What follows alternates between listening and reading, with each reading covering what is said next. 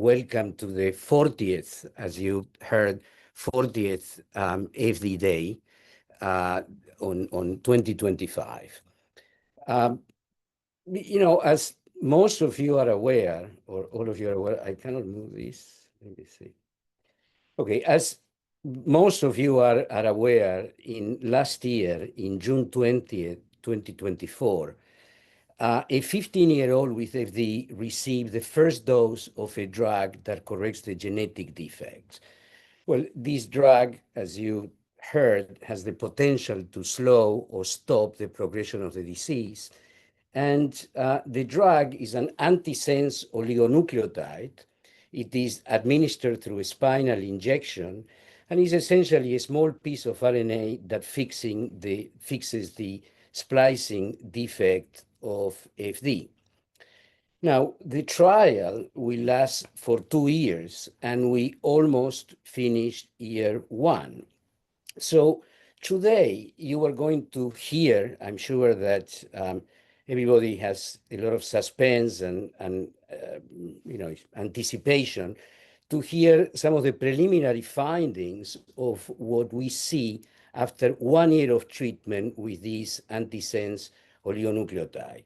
So you will be hearing some details, but before that, I want you to hear from some of the crucial people that made this possible. Remember, last year we went through the whole history from the description of the disease to the discovery of the gene to every one of the steps. I'm not going to do that again today. I'm just going to tell you that I want you to hear from some of the people, 2 other people particularly, that were crucial in making the last part of this long trip that started decades ago that make this possible. So first, the N. Lorem Foundation. The N. Lorem Foundation, Sarah Glass, Dr. Sarah Glass, the Chief Operating Officer, Lori Mignon, and Helen Pu are here with us today, and they will tell us about the crucial job or the crucial work of the N. Lorem Foundation in making this treatment possible. We will then hear briefly from Adrian Krainer, Dr. Adrian Krainer, and he promised me that he's going to tell us how to make an ASO, how he made an ASO for FD. He only has a few minutes to do it, so take notes. If you want to try this at home, take clear notes. He's the one that made the compound that we are trying now. Then you will hear from Alejandra González Duarte, our doctor that you all know, and she will tell us about what happened with the sensory nerves after 1 year of ASO treatment. This will be followed by, it had to be followed by Carlos Mendoza telling us about what happened with the vision, the retina. He's not able to attend, but I will present his part, and I will also present what happened after 1 year of ASO treatment with muscle coordination. Following that, we are going to cross to behind the curtain, and Mekhi Kuipers, who's leaving us to do neuroscience, she is going to tell us what it takes to run a clinical trial, briefly. Then our fantastic nurse practitioners, Kaya and Andreana, Kaya Dalamo and Andreana Barnett, will cross to the patient side, and they will tell us how the patient feels about the clinical trial and how to navigate the journey as a family. So we will have 1 hour. We'll try to show you as much as we can, and you will also hear from the patient himself, and you judge for yourself, and we hope you'll have questions and we'll be able to answer those questions.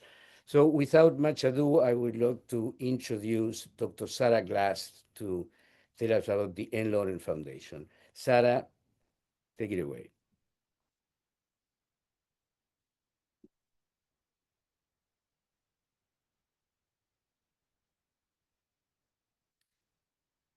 is Sarah? Hello?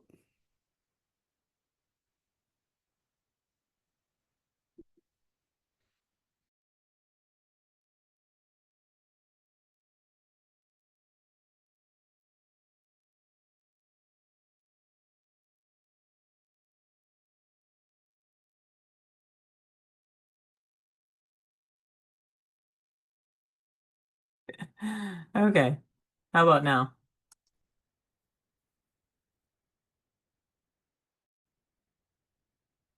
Can you hear me now and see my screen?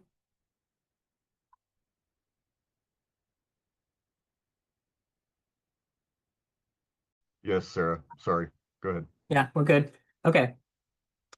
Thank you so much, Dr. Kaufman, for the introduction, and to the community and to Lainey and the team for inviting us here today. I think, as a parent also of a child with a nanorare disease, I want to highlight Dr. Kaufman. I have never seen a physician more enthusiastic about moving a treatment forward for a patient community. I mean, the first time we met Dr. Kaufman, he was like, this is the dream of my career. So he didn't acknowledge himself, obviously, but I think in our brief interactions, he's been really spectacular. So I just want to touch, I know we have 5 minutes, so I'm going to race through, but also try to go as slow as possible for the translation. n-Lorem has really had the opportunity and the privilege to work with Dr. Craner, with Drs. Kaufman and Duarte, and many others to get this treatment to your community. And so n-Lorem is a nonprofit foundation. We were established in January of 2020 with the goal of taking antisense technology and moving that technology to be able to help individuals who have disorders that could be treated with this, but ultimately are not part of a community that is large enough to be able to get a commercial drug developed. And so ultimately, n-Lorem's mission was to take this technology, to be able to bring this technology forward. And really interestingly, what we've learned since January of 2020 is that this is changing the way that we actually treat and think about health and disease, especially for that rare disease community. So importantly, and I know Dr. Kaufman, and we'll hear from Adrian Craner coming up next as far as how to design an ASO. I would not recommend doing this at home. Please call us. Please call Dr. Craner. We'd be very happy to help. I think the important thing here is there are 3 decades of experience with antisense technology, 3 decades. And so we understand a lot about this technology. And that's why we're here today, to be able to do this for these very small patient populations. And I think one of the most critical features, you can read here what's on the slide, but ultimately want to focus on the fact that this is supported by the FDA. So in the US, the FDA actually provided 4 guidance documents in January of 2021 to enable organizations like n-Lorem to discover and develop an antisense oligonucleotide all the way through for single patients. What this roadmap describes is actually a path that is abbreviated compared to a commercial program. And that's what makes this possible. And I think that is incredibly exciting. It's very important, and I'll touch on in a minute briefly why we have not moved on beyond the US yet. We're working on it, but that is at the core. Ultimately, the FDA has provided a very specific roadmap. We're trying to work and to see if we can model that roadmap to leverage, and work with other regulatory bodies outside of the US that will enable us to get these treatments to patients outside of the US. So as I said, about 5 years ago, n-Lorem was established. This is just giving you a snapshot of the patient portfolio, including your patient community. And so the way that this ultimately happens is Dr. Kaufman and a physician interested in treating their patient applies to n-Lorem on behalf of their patient. And ultimately, we have processes in place from start to finish to be able to take this patient's mutation, determine amenability, and move it all the way through drug discovery and development to all the way through to clinical treatment. So we've seen a very, very large response, and this really reflects the needs of this patient community. And n-Lorem has grown and continued to scale as a nonprofit, which is, of course, restricted by funds, as much as we possibly can to enable this. And we're very, very privileged and grateful to have been able to accept a patient in your community to move this drug forward and to be able to leverage some of those nonprofit funds to enable this treatment. So this slide, oh, sorry, we're not on.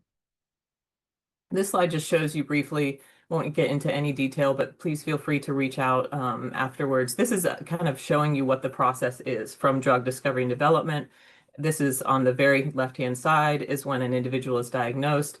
Like I said, the physician applies to n-Lorem on behalf of their patient, moving through getting sequencing in cells into ASO design and discovery. And then ultimately, once we've identified a lead, we move into many different activities in parallel. So the goal is to be as high quality and efficient as possible. And so in this particular instance, and this is actually very unique compared to the other 150 programs that we're working on, Dr. Craner, who will speak after me, had published and is a very significant leader in this field and had designed ASOs. And so that was able to accelerate n-Lorem's ability to pick up where he left off, take some of these ASOs, optimize them, and then develop them by screening and moving through the toxicology, manufacturing, sterile fill, et cetera, all the way through to enable us to be able to treat 2 patients today under these authorized research INDs. So as I said before, the FDA guidance is specific, individualized ASOs for patients with debilitating disorders, rare and life-threatening disorders. And so what we're doing is to take and move forward with a single patient with a single research IND, learning as much as we can, and then considering how can we actually help other patients. And that's really back to that first slide on what are we thinking about with health and disease. We're ultimately enabling a completely new path for drug discovery and development by swinging the needle from common disease all the way to N of 1s. And now the question is, how do we get to what's in between? And that's what we're really focused on now. I think we've essentially scaled and industrialized this process to enable the individualized ASOs. And now we're working with many different elements to get to more patients. So a couple of these, I think it's important, like I said, scaling according to resource, of course, as a nonprofit. And I think Lainey touched on, or someone touched on kind of the environment that we're in. It's very challenging, and acknowledging that challenging environment. How can we leverage every single dollar that we raise to help as many patients as possible? That's our focus of our job every single day. Global expansion is a really critical piece. I just mentioned that the regulatory environment is kind of a question mark. So the way that we're working to prioritize with our very small team is to try to think about what are the critical pieces we need to have in place to make this quick and efficient. Quick is in quotes, but quicker perhaps. The financial operational support. We need a committed physician and a supportive institution. That's a critical piece. And then we can work together, and we're doing that right now with Dr. Kaufman and Dr. Duarte, with patients outside the U.S. and with many others. So we're really trying to work to see how can we move beyond, because it's the first one of anything that's very challenging, and we would imagine those that will come after will not be so difficult to move those treatments forward. So the last couple of things here, like I said, for the U.S. regulatory, the guidance is for N of 1s. Ultimately, we continue to submit these INDs for more patients. So we have for other ASOs, we have INDs that have several patients, and that's really become acceptable. And n-Lorem has 30 INDs that have been approved now by the FDA. And we have this very favorable engagement with them. And I think as a nonprofit, this is really allowing us to be very flexible, and our goal is completely aligned. We just want to make a safe and effective drug to help one patient, one after another after another. And I think the FDA really gets that. We're also focused right now on reimbursement.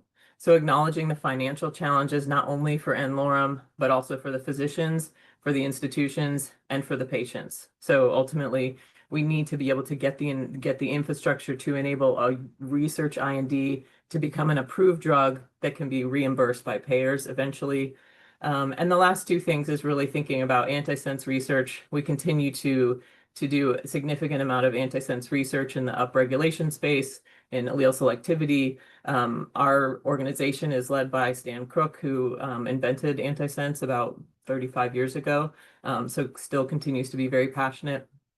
And the last piece, and Adam Sachs and I chatted even, and I think we continue to acknowledge that the reason that we're here today is through partnerships and through collaborations. And so we're very excited to continue on those things as well.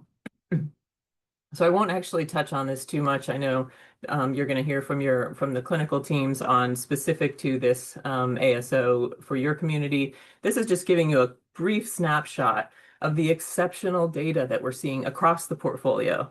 So this is just showing you what we're seeing. We have had actually a pristine safety profile. That's critical, right? We do not want to have any adverse events associated with these ASOs, especially given the abbreviated path, and that's what we're seeing. I think importantly, out of all the patients who are clinically evaluable today, and we have our clinical team here on the line today, so let's led by Lori Mignon, and we have Helen Poo and our newest addition, Serena, who's here as well. So thank you for joining, doing an exceptional job of collecting the clinical data in a very high quality and rigorous way to ensure that we can support the physician's treatment decision. Is there more benefit than risk? And what we're seeing here is that out of 12 patients so far, we're seeing 11 are actually seeing clinically meaningful benefit. And the one that is not had ALS, has ALS and was very severe when they first started. Okay, so I hope I'm in time here. I think, in summary, we're very happy to continue the conversation. And I think what we've shown today is we have industrialized this process. We're really excited about where we are today, especially with the collaboration with Dr. Craner and being able to have this ASO targeting ELP1.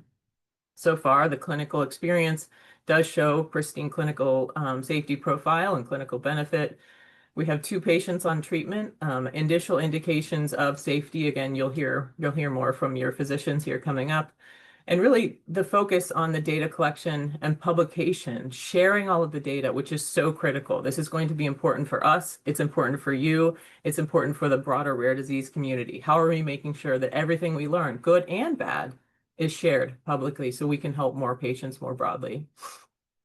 And the last thing is really that we're committed to pursuing as much treatment as possible for as many patients as we can. And this will be through the US research INDs, expanding one country at a time, as well as commercial partnerships in the future. Excuse me. This last slide just gives you a quick picture of all the partners that we have established over the last 5 years.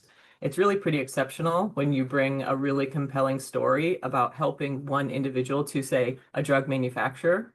They don't typically have the ability to interact with our patient communities. And so this has really motivated all of these commercial companies to be able to help us to decrease our costs. So we're down to, 1.3 million per patient. And that's it. I think, again, thank you to all of you for allowing us to be here today. I think we're happy to answer questions either in the Q&A today or follow up as well.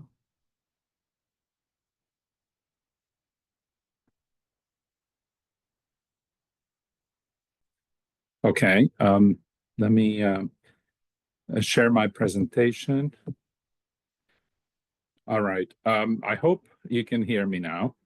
So I was asked to give a very brief overview, a bit historical about how we made an ASO for FD.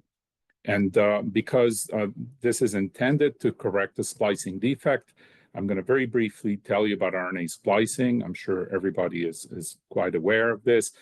But when genes are turned on in the nucleus of a cell, it means that the information they carry is transcribed to make a messenger RNA. The messenger RNA is then exported to the cytoplasm where it's decoded or translated to make a protein. In 1977, it was discovered that most of our genes have a coding information or exons that is interrupted by non-coding segments or introns. And so before the mRNA can be exported to the cytoplasm, the precursor has to undergo splicing, which means the removal of the introns and the correct joining of the exons. And so later, the machinery that carries out this process was described, and it's called spliceosome. And so I think it's useful to have an analogy, another way for you to think about this. And so we can think of our genome as a library where each gene is a recipe book. And so we have about 20 or 25,000 of these recipe books. One of them tells us how to make ELP1. And we know the language. So each chapter in this book corresponds to an exon, an important part of the recipe to make ALP1. However, the chapters are separated by pages that correspond to introns that are in a different language. And so the recipe does not make any sense unless the spliceosome removes these non-coding pages first. Apologies. And so that's all fine, except that in the case of the ALP1 mutation in FD, the spliceosome gets confused, so occasionally it also removes chapter 20. And when that happens, the recipe no longer makes sense. And so what the ASO we developed intends to do is to remind the spliceosome not to leave out chapter 20. So ASOs are antisense oligonucleotides. And first, I remind you that DNA is a double helix. And so the sequence of building blocks, A, T, G, and C along one strand specify what the sequence of building blocks on the other strand is, because A always pairs with T and G pairs with C. So when the RNA is transcribed, it has the same information as one of the two strands of the DNA, except T is now U, which is a similar building block. And an antisense oligonucleotide is a shorter nucleic acid, but we synthesize it to carry a particular sequence. That sequence dictates what the mRNA target is and exactly where the ASO will bind to that RNA target. So it'll form a double helix also, except that the ASO strand is much shorter. So ASOs are short, synthetic, single-stranded nucleic acids. They base pair to their mRNA targets. As I said, the sequence determines which particular mRNA will bind to and where along the mRNA sequence. And if an ASO binds to an mRNA precursor before it undergoes splicing, then it can affect, in some cases, how splicing occurs. And so the goal here is to restore efficient splicing of exon 20 in ALP1 with the FD mutation. And so although they're similar to RNA and DNA, they also carry special chemical modifications that make them drug-like. So this is another ASO that my lab previously worked on in a close collaboration with Ionis and later with Biogen to develop an ASO for another genetic disease that's more common, spinal muscular atrophy. And so that drug is called Spinraza, and it was approved at the end of 2016. So my lab was involved in this stage of the process, the preclinical development.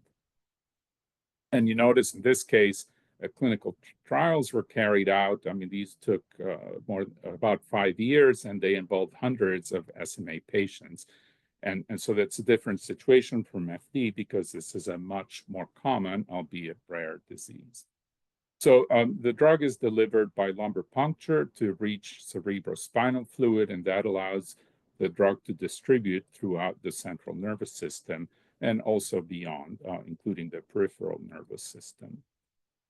So in the case of ALP1 and FD, we have a gene that has 37 exons, and exon 20 is the one that associated with a splice site mutation, so a mutation that affects the recognition of exon 20 by the spliceosome, so that much of the time exon 20 is inappropriately skipped. And so that triggers degradation of the message, and even if the messenger RNA is not degraded, it does not get properly translated. So this is how we search for ASOs that are effective. This is an assay called RT-PCR. And so what we're doing here is we built a mini gene, so a simplified version of ALP1 that only carries 3 exons and 2 introns. We introduce that into a cell line. And together with that, we introduce one ASO at a time. And so each of these lines tells you where these individual ASOs bind along the RNA. In this case, is the last portion of intron 19 preceding exon 20. And so here we have a control where you see the top band means exon 20 is incorporated correctly. And so normally there is no skipping. This is an efficiently recognized exon. But if the mutation is present, we get another band that lacks exon 20. So it's RNA that lacks exon 20. And you can see that the amounts of these bands vary in the presence of individual ASOs. So the ones shown here in green improve a little bit the extent of exon inclusion, and that's what we're looking for. The ones in red make things worse. We don't want those. And the ones in blue have no effect. So if we now look at exon 20, we test additional ASOs. Actually, the majority of these make things worse. And if we now move to intron 20, we have a better situation. We have several ASOs that promote more exon 20 inclusion, the top band. And you notice that all these ASOs are moved along the sequence in steps of 5 nucleotides, which gives us a way to rapidly survey the sequence space. And so then we're interested in this region where the effects are stronger. Now we could do a higher resolution screen. So now moving ASOs in steps of 1 nucleotide, and we can also vary their length. And this particular set are 20 nucleotides long. And so the best one out of this screen is this that binds from position 7 through position 26, and it gives us 96% exon 7 inclusion, almost as good as a wild type gene. So that's in these cell lines, which are not particularly relevant, but they're easy to screen. We also then moved on to patient skin fibroblasts. And so you can see a normal fibroblast, one from an FD patient. So there is this extra band, exon 20 skipping, but in the presence of the lead antisense oligo, we have higher levels of exon inclusion. And this is an assay to look at protein called the Western blot. And so we see some protein that's correctly produced, but in the presence of the ASO, the intensity is greater. That means the levels are higher.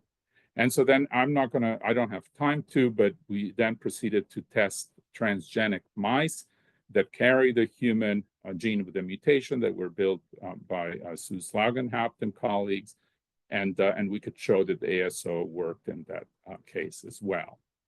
So importantly, we followed pretty much the same procedure as for Spinraza. So all the chemical modifications are the same, and these 2 oligos, the FD-ASO is 2 nucleotides longer, and obviously it has a different sequence because it targets a different mRNA. But we think its properties and safety should be very similar. So we published this work in 2018, and so this was largely carried out by 3 very talented students who were in my lab consecutively, and other members of the lab, and then Frank Rigo and Frank Bennett at Ionis. And but then we got to the point where Ionis felt that they couldn't pursue this development commercially because insufficient number of patients. And so this was very frustrating. So a crucial development took place the following year, and this is work by Tim Yu at Boston Children's Hospital on a different disease. But he showed, following a very similar path, that he could develop an ASO for a single patient who had a particular mutation in a relevant gene for this disease, and then persuaded the FDA to allow a study in that one patient. And so that opened a streamlined path for ASO development. And the following year, the Anne Loren Foundation started, and so this was crucial for the work to proceed. And Dr. Kaufman and I had discussions early on with Anne Loren, did our best to persuade them, and were successful to persuade them that they should pay attention to this disease, even though it's an N of 300, not an N of 1, but we have to start somewhere. And so fortunately, then Anne Loren conducted a very professional, cutting-edge study of the safety of the ASO by conducting the required toxicology studies. And so I'm very grateful to the teams at Anne Loren and to the clinical team and Dr. Kaufman's group as well. Our earlier collaboration with Ionis, Dr. Slaugenhaupt and Pickle, who provided transgenic mice, Greta Dornberg, who's a patient advocate and a mother of an FD patient, and our sources of support. And thank you very much, and I'll be happy to entertain questions later at the panel. Thank you. Good morning. I am Dr. Alejandra Gonzalez Duarte from the Visa Autonomia Center. Today, I'll share the outcomes of a 9-month study using an antisense oligonucleotide, NL-IKBK001, specifically designed for familial disability. This work reflects the dedication of a multidisciplinary team. It began with the vision of Dr. Kaufman, who brought together the scientific brilliance of Dr. Krainer and the unwavering support of two remarkable foundations, NLOREM and the FD Foundation. To scientists, clinicians, nurses, technicians, and most importantly, to the participant and their family, this has truly been a collective effort, and thank you all for it. To understand the rationale behind the study, we first need to follow the journey of the ASO. It begins with a lumbar puncture, a procedure that delivers the ASO directly into the spinal fluid. From there, the medication travels up the spinal canal to reach the areas where most of the neuronal cell bodies reside. In particular, the ASO is designated to target the dorsal root ganglia, where many sensory neurons are located. Once inside the neuron, the ASO corrects the splicing error, enabling the production of more functional L1 protein, which is essential for a proper neuron function and survival. This slide summarizes the full protocol timeline for this participant in the ASO study. The process began with flight and hotel accommodations arranged in advance. Upon arrival to NYU, participant underwent a series of clinical assessments, both on-site and off-site. Following this evaluation, he was admitted to NYU and underwent a lumbar puncture on the operating room. Then, he remained under 23-hour observation, during which vital signs and neurological status were closely monitored. Once cleared, the participant was discharged and returned home by flight. The primary goal of the study was to evaluate safety. The secondary objectives focus on sensory function, which we'll explore in detail in the following slides. The first and most important objective of the study was to assess safety. I'm happy to report that the treatment was very well tolerated. There were 2 instances of mild back pain following the infusion. Both were short-lived, resolved with Tylenol, and did not require any further intervention. Symptoms disappeared in less than 24 hours. Importantly, there were no serious adverse events, no complications from the lumbar puncture, and no unexpected side effects. Then we measured the ALK1 in blood. Levels were undetectable at both the pre-dose and at baseline. After treatment, they rose up to 14 picograms milliliter at month 2 and to 24 picograms milliliter at month 4. This increase confirms target engagement. This slide shows results from quantitative sensory testing measuring the foot, which is a test used to measure the minimum change in temperature and vibration that a person can detect. On the left, there is the cold sensation threshold graph. Initially, the patient was unable to sense cold, and the device reached its minimum setting of 0 centigrades without a response. At 9 months, the patient was able to detect cold around 9 centigrades, indicating an improvement in cold sensitivity. In the middle, there's the warm detection threshold graph.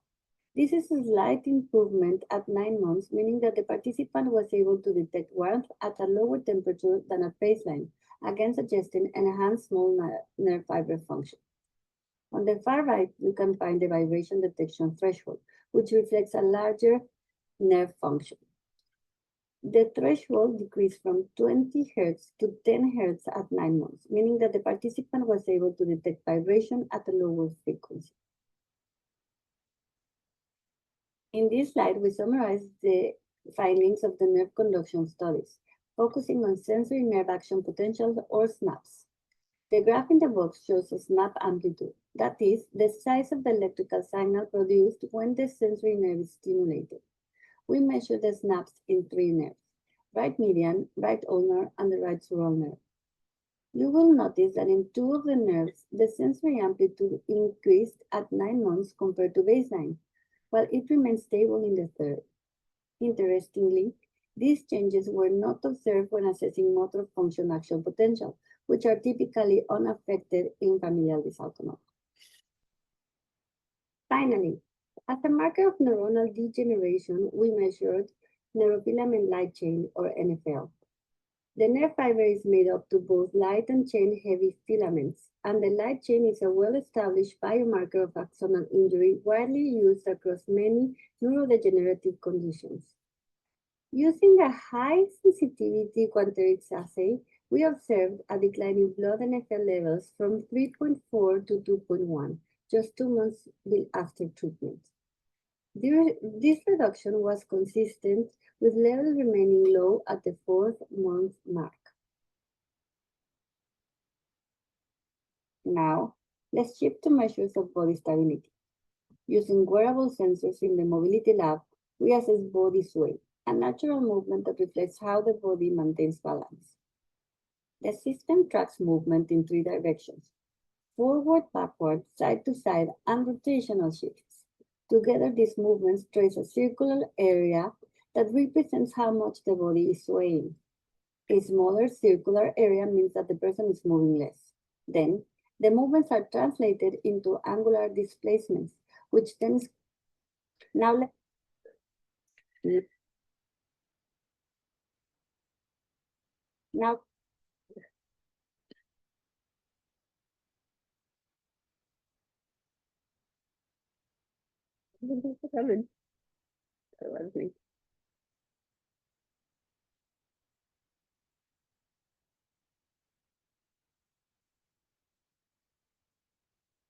Now let's look at another important mobility measure, the 360-degree turn. While spinning, we measure 2 things: turn duration, or how long it takes to complete a full spin, and turn speed, or how fast that turn is performed. On the left, you can see that the turn duration increased from pre-dose to baseline, indicating a slower movement. But then it improved at 9 months, suggesting a better control and quicker execution. On the right, we see turn speed. After an initial decline at baseline, speed improved significantly by 9 months, reaching a level even faster than pre-dose. Now, turning to gait, we assess 2 fundamental components: cadence, or the steps per minute, and speed, or how fast this person is walking. On the left, you can see that the cadence declined from pre-dose to baseline, likely reflecting reduced coordination or confidence. But by month 9, there was a clear recovery, with the participant regaining a more rhythmic and steady pace. On the right, gait speed also dropped at baseline, but showed a notable improvement at month 9. While not back to full baseline levels, the participant was walking faster and more fluidly than before the treatment began. Here, we are looking at the skin biopsy, which is used to measure intraepidermal nerve fiber density, a direct marker of the nerve fiber integrity in the skin. The procedure involves a very small punch biopsy, about the size of a pencil eraser, taken from the distal leg, approximately 10 centimeters above the ankle, as shown in the diagram. The tissue was processed and stained using PGP 9.5, a pan-neuronal marker that marks the nerve fibers glow green under fluorescent microscopy. What you're seeing on the right are the actual images of the patient's nerve fibers in the dermis. At baseline, nerve fiber density was extremely low, just 0.2 fibers per millimeter, far below the reference value of 9.1. In the below image, you see at 9 months that there was a marked increase to 2.1 fibers per millimeter, a 10-fold improvement in visible nerve fibers within the skin. We also perform a second skin biopsy, this time at the distal thigh, which is a more proximal site, about 10 centimeters above the knee. On the right side, you can see the baseline image, with nerve fiber density stained in green, that was markedly reduced, measuring 3.5 fibers per millimeter, which is way below the normal threshold of 12.7. Now, looking at the 9-month image below, we see a striking regeneration of small fibers, with nerve fiber density increasing to 14.2 fibers, a value that is now within the normal range. These results provide compelling evidence of nerve regeneration at the proximal site of the skin. Using a standardized scale to assess activities of daily living, we observe improvements in functional tasks such as reading, moving a chair, washing dishes, traveling or using public transportation, walking up to 1 kilometer, carrying heavy objects, and even running. To conclude, after 9 months of intrathecal administration of NL-IKBK001, an antisense oligonucleotide specifically designed for familial dysautonomia, no adverse events were reported. We observed a range of positive biological changes, including increasing blood L1 levels, confirming the molecular target engagement, improved temperature and vibration thresholds in the foot, indicating sensory nerve recovery, increased snap amplitudes and nerve conduction studies, reflecting possible axonal improvement, reduced blood neurofilament light chain, a marker of neuronal injury, and importantly, evidence of reinnervation in the skin with intraepidermal nerve fiber density reaching normal levels in the distal side and showing a marked increase in the distal leg. Parallel, we documented several clinically meaningful improvements, including body sway with the eyes closed, faster gait speed and improved cadence, and greater functional independence as captured by improvements in activities of daily living on the road scale. However, important questions remain. Will these improvements continue or persist over time? Are the effects reproducible across a broader and more diverse population? And can this therapy offer similar benefits in older individuals? These are the next steps that will guide future research and ultimately determine the long-term potential of these treatments. Thank you.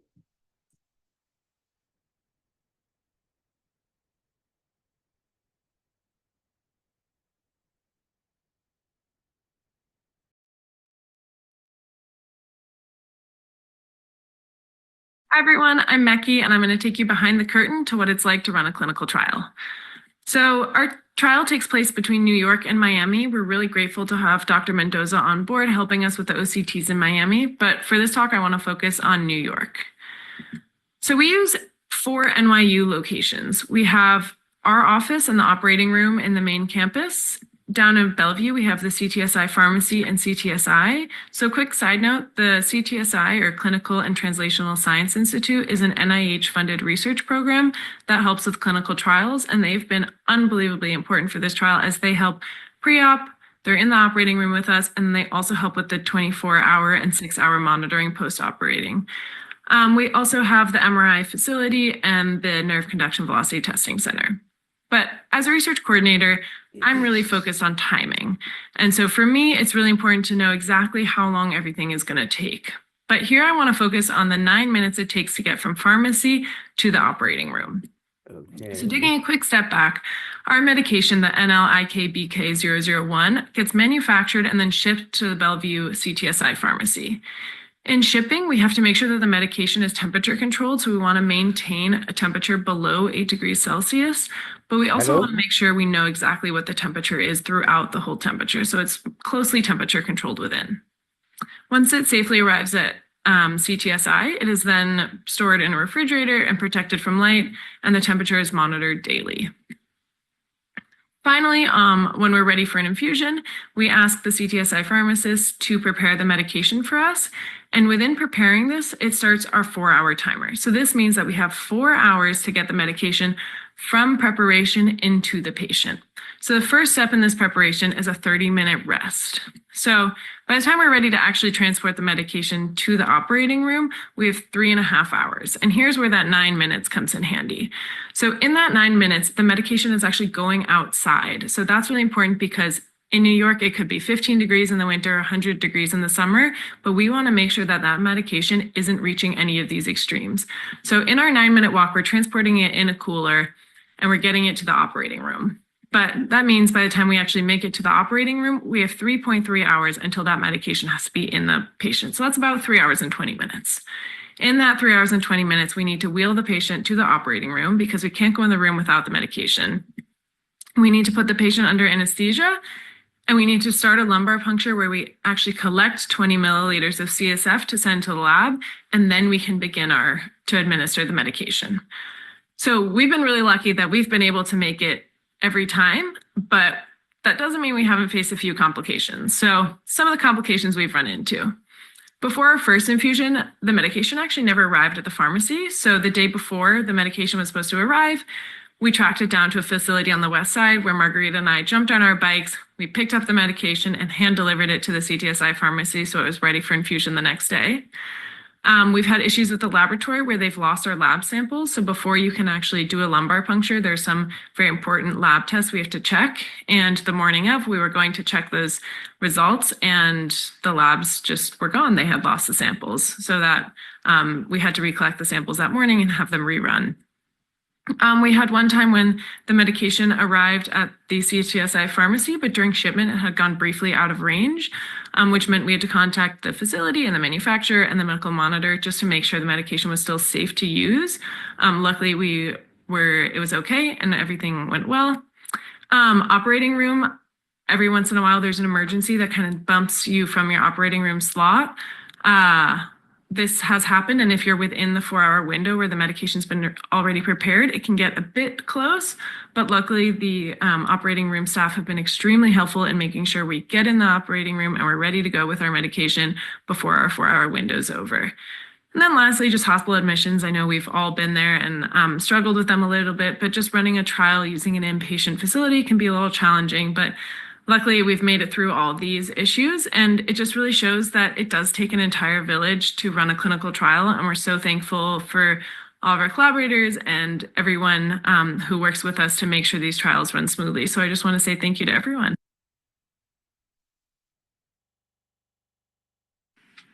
Hello and welcome everyone. My name is Andriana. And my name's Kaya. We're the nurse practitioners of the NYU Dysautonomia Center. Today we are honored to share with you a series of interviews with patients and their families. To respect their privacy and maintain confidentiality, we'll be presenting these interviews in a completely anonymous format. We've utilized avatars and alternate voices to convey their words to ensure their identity remains protected while allowing them to share their valuable insights and experiences. Thank you for joining us.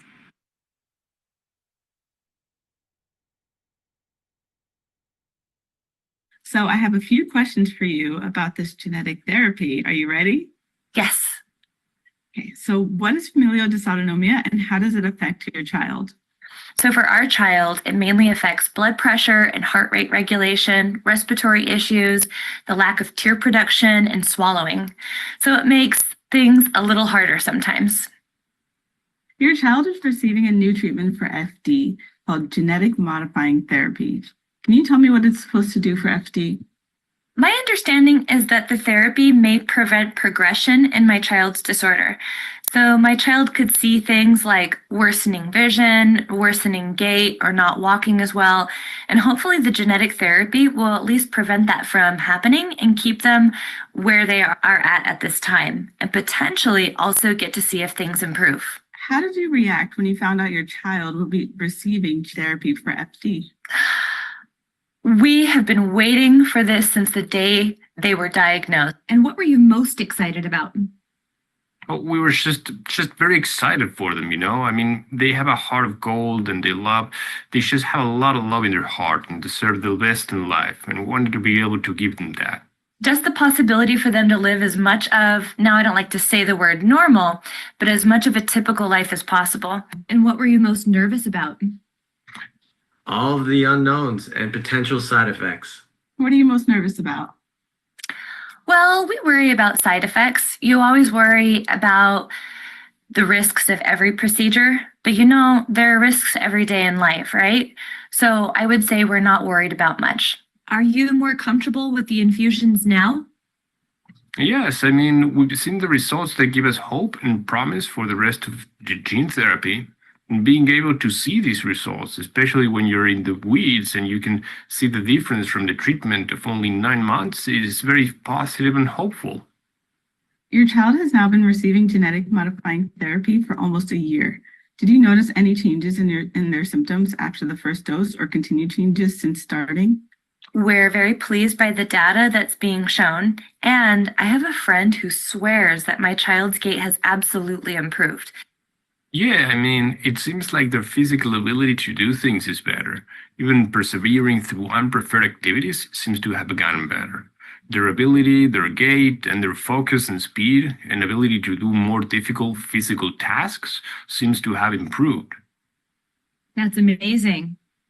Are they better able to participate in activities or hobbies? They have definitely matured over the last year. I guess for me, it's hard to say, is that a result of the genetic therapy or is it because they're getting older? But it will be wonderful if the gene therapy had something to do with that. And do you think you've seen any side effects from treatment? No, not really. No, we haven't seen any. Do you think they had any side effects from the treatment? No, not at all. And what's the thing you're most hopeful for to eventually happen with continued treatment?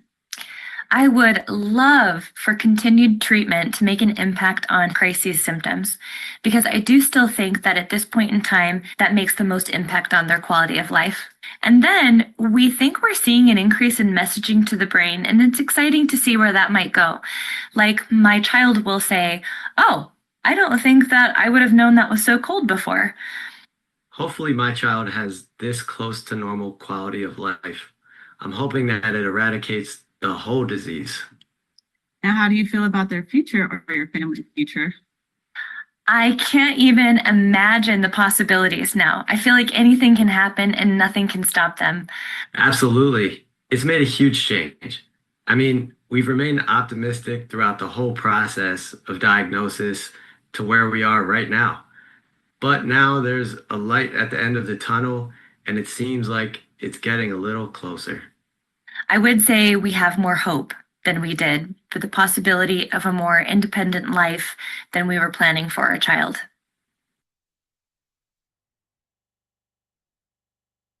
Hi. Hi. Do you know why you're here today? Yeah, I'm getting my treatment for FD. Yeah. And what is the medication supposed to do for you? Make FD less severe for me. Yeah. And how did you react when you found out that you would be getting this genetic therapy? Excited. And what are you most excited about? Just getting it. And what are you most hopeful for? Drinking water by mouth. What are you most nervous about? Nothing. Wow, you're so brave. Yeah. What are you looking forward to? Going to the snow. I want to go up into the mountains into the snow. Wow, to go up into the snow, that's really good. Well, I hope that that can happen for you. We're looking forward to the good changes coming for you. Very excited. Yeah, thank you. You're getting a new treatment for FD. Can you tell me what it's supposed to do? To be able to feel more? That's right. You've been receiving genetic modifying therapy for almost a year now. Did you feel any different after the first dose, or do you have any continued changes since starting? Well, I feel more like sometimes I think I feel heat, maybe in my mouth while eating. And I used to not feel my injections, and now I can. Oh, wow. That's pretty cool. Are you better able to participate in any activities or hobbies that you like? Well, just 1 month ago, I ran a mile with my friend. This was the first time I've run for so long in my life. Wow, that's amazing. Well, thanks for speaking with me today. You're welcome. Bye. Bye. In summary, genetic therapy is bringing new hope to families with FD. And there's already positive feedback from a family about perceived real-life benefits. This advancement may not only improve patient outcomes, but also enhance quality of life. So, as we continue to make progress, we remain very hopeful about the future impact of genetic therapy for FD.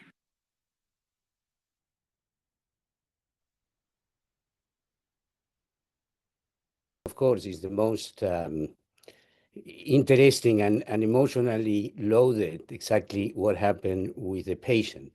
I was supposed to present this first. I will show it to you. What I will show you is what happened with vision and muscle coordination after 1 year of treatment. In reality, Alejandra showed you 9 months because 1 year is in a few days. The 1 year has not occurred. So I'm calling it 1 year, but it's less. And the data, we just got the data a few days ago. So I will, as I mentioned, I will talk about vision and muscle coordination after treatment. You're all aware that in individuals with FD, both vision and motor coordination or muscle coordination are preserved early in life, but progressively deteriorate with age. That's why we took those two problems, the vision problem and the coordination problem, as the outcome that we could measure of this treatment, because we thought that many of the other features were not going to change. So, because again, as you're aware, there are many deficits. People with FD are born and they remain and do not worsen too much. Others, like vision and coordination, are relatively good or quite good at birth, and then they progressively deteriorate or get worse. So let me tell you about vision. The progressive loss of vision that occurs in FD, one of the main culprits is the retina. Patients have an optic neuropathy with degeneration of the retinal ganglion cells.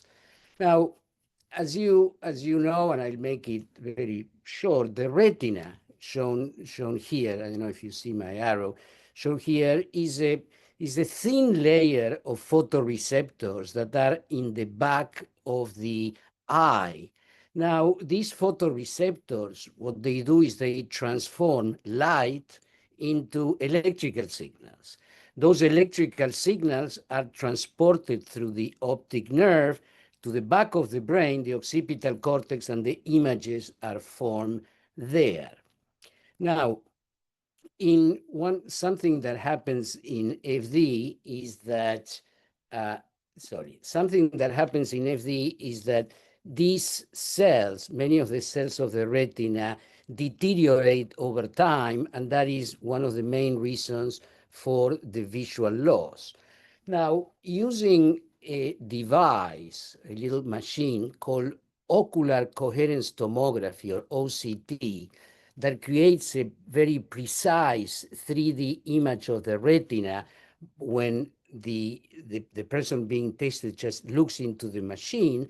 And with that three-dimensional reconstruction, we can accurately measure the thickness of each of the layers of the retina. Here you see a patient looking into the machine, and this in the screen is a reconstruction of the retinal layers.